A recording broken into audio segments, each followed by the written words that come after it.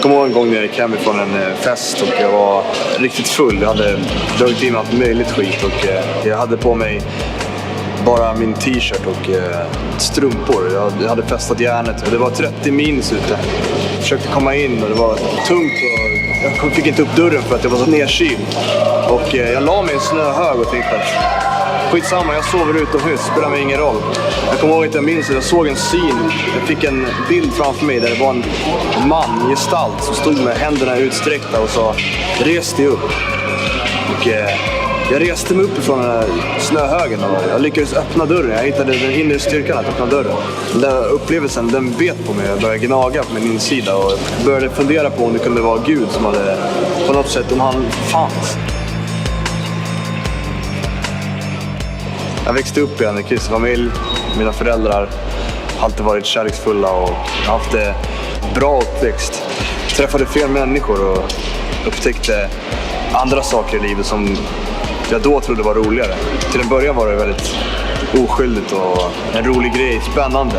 Jag började supa när jag var 10 år gammal eller 11 år gammal. När tiden gick och ju äldre man blev så började det blev liksom till en livsstil. Och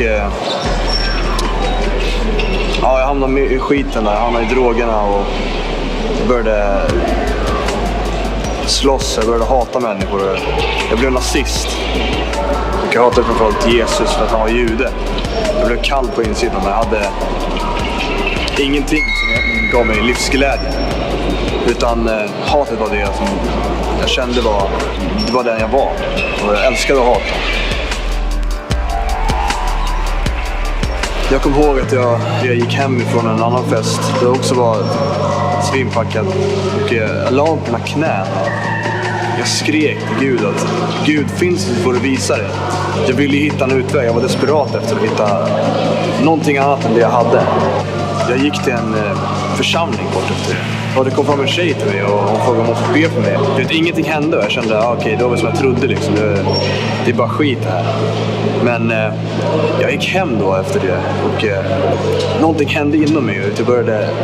Jag började be i säkert 3-4 timmar. Helt desperat försökte få förståelse över vad det kunde ha varit för någonting som jag kände. Och jag hade på en kristen tv-kanal som mina föräldrar ägde på den tiden och jag kommer ihåg att de hade något program där de bad för olika nationer. Hon slutade be, hon i tvn, och hon vände sig mot kameran. Hon pekade in och sa att det är någon i Sverige som ber just nu och det vill att Gud ska möta dig. Och han kommer att möta dig just nu med sin kärlek och sin kraft. Och jag kände hur hela jag blev uppfylld av honom och jag började skaka och började gråta. Och jag ställde upp mina knän och jag övergav mitt liv. Han tog bort hårdnaden från mitt hjärta och jag började känna kärlek. Alltså, vad ska man säga, han färglade mitt liv helt enkelt. Med en mening och ett hopp. Från en stund så vände jag ryggen mot mitt gamla liv och allt festande och allt sånt där. Det var inte längre intressant för mig utan jag förstod att jag hade hittat någonting som var så mycket mer värt än allting annat på den här jorden. Och den här kärleken, den trängde undan allt hat. Jag började älska istället för att hata. Det finns förlåtelse för allt och ingenting är omöjligt för Gud att vända på.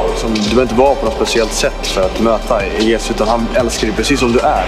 Han dog för dig på korset för att du skulle kunna få liv och kunna få förlåtelse för dina synder.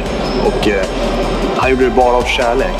Om jag kunde övertyga dig att förstå att Gud var verklig, så få det att förstå det, så skulle jag önska av hela mitt hjärta att jag kunde göra det. För mig var det något som inte existerade, men det blev en sanning.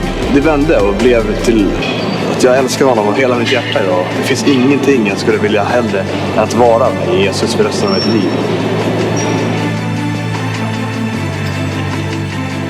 Han älskade mig trots att jag hatade honom.